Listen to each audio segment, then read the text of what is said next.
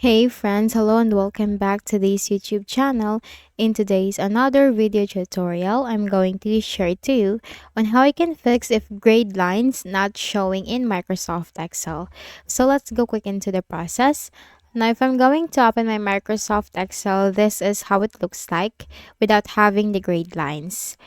So what we can do and how we can fix this, it's just very easy.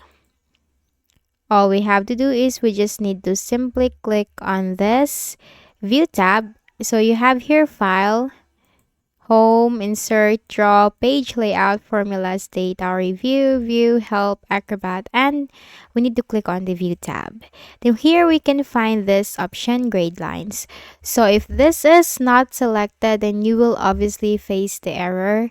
Now in some cases that you accidentally unselected, then we just need to simply select that. And once you select that, this will bring back the grade lines on your Microsoft Excel. So that's it. That's how you can easily fix that issue. So I hope this video helped you. Kindly please do not forget to hit the like button and subscribe to this YouTube channel for more tutorials like this. Thank you for watching.